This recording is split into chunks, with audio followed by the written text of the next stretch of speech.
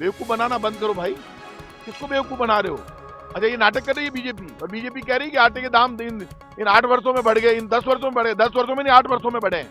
आटे पर तो टैक्स पहली बार लगा है। टैक्स आपने लगाया आटे पर, महंगा आपने किया आटा, पर आटे पर आपने 18% टैक्स लगा दिया।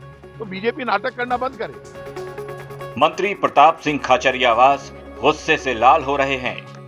मुख्यमंत्री अशोक गहलोत को भी मोदी पर गुस्सा आ रहा है, क्योंकि देश भर के खुदरा बाजारों में आटे और गेहूं की कीमतें लगातार बढ़ रही हैं। मुख्यमंत्री अशोक गहलोत ने एक ट्वीट के जरिए अपनी चिंता जाहिर की है। सीएम ने अपने ट्वीट में लिखा है कि देश भर के खुदरा बाजारों में आटे और गेहूं की कीमतें तेजी से बढ़ रही हैं। केंद्र सरकार के आंकड़ों के मुताबिक आटे और गेहूं की कीमतें लगभग 30% तक बढ़ी हैं। ये राष्ट्रव्यापी संकट की स्थिति चिंताजनक है। केंद्र सरकार को अविलंब राज्यों से समन्वय कर इन कीमतों पर नियंत्रण हेतु उचित कदम उठाने चाहिए। अशोक गहलोत ने आरोप लगाया है कि गेहूं और आटे की कीमतें इतनी कभी नहीं बढ़ी जितनी अब हैं। केंद्रीय मंत्री अमित शाह की अध्यक्षता में आवश्यक वस्तुओं की कीमतों पर मंत्रियों की समिति सीओएम की बैठक भी हुई। इस पर राजस्थान के खाद्य मंत्री प्रताप सिंह खाचरियावास ने उदयपुर में कहा कि पिछले 8 साल से गेहूं की कीमतें लगातार बढ़ती जा रही हैं। आटे पर टैक्स लगा दिया गया है, इसीलिए इतनी महंगाई है। प्रताप सिंह खाचरियावास ने खुलकर बीजेपी पर अपनी भड़ास निकाल दी।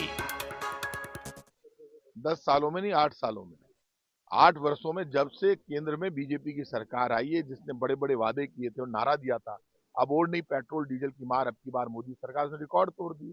आटा तो इसलिए महंगा हो गया, आटे पर 5% टैक्स लगा दिया। इस बारे में क्यों नाटक कर रहे हैं बीजेपी के लोग? बेवकूफ बनाना बंद करो भाई। किसको बेवकूफ बना रहे हो? अच्छा, ये नाटक कर रही है बीजेपी, और बीजेपी कह रही है कि आटे के दाम इन 8 वर्षों में बढ़ गए, इन 10 वर्षों में बढ़े। 10 वर्षों में नहीं, 8 वर्षों में बढ़े हैं। आटे पर तो टैक्स पहली बार लगा है। टैक्स आपने लगाया आटे पर, महंगा आपने किया आटा, पर आटे पर आपने 18% टैक्स लगा दिया। तो बीजेपी नाटक करना बंद करे। इस देश में right to information, right to food कौन लेकर आया? कांग्रेस सरकार, कांग्रेस लेकर आई। राइट टू वर्क, नरेगा कौन लेकर आया? कांग्रेस लेकर आई। राइट टू एजुकेशन, जहां 25% गरीब का बच्चा बड़ी स्कूलों में पढ़ता है, गवर्नमेंट पैसे देती है। Right to education, right to work, right to food, right to information, ये अधिकार दिए कांग्रेस ने। इसलिए बीजेपी ये जो नाटक करती है ना, माहौल बना के, टकराव खड़ा करके, धर्म के नाम पर भूखे पेट लोगों को धर्म के नाम पर दंगे करने के लिए मजबूर करते हो। लड़ाई झगड़े करो, रोटी मत मांगो, रोजगार मत मांगो। ये देश में चलने वाला नहीं है। सरकार कांग्रेस की हो चाहे बीजेपी की, जवाब देना पड़ेगा। ज्यादा दिन इस देश की पब्लिक को आप डाइवर्ट नहीं कर सकते। पब्लिक सब समझती है, और वक्त आएगा जब बता भी देगी। पाकिस्तान के साथ ही भारत में भी गेहूं की कीमतों में बड़ा उछाल देखने को मिल रहा है। सरकार ने गेहूं की एमएसपी 2022 में 2015 रुपए प्रति क्विंटल और 2023 में 2125 रुपए प्रति क्विंटल तय की है। हालांकि बाजार में गेहूं 3200 रुपए प्रति क्विंटल तक बिक रहा है। अब सरकार की ओर से ये कहा जा रहा है कि कीमतें कम करने को लेकर उचित कदम उठाए जाएंगे।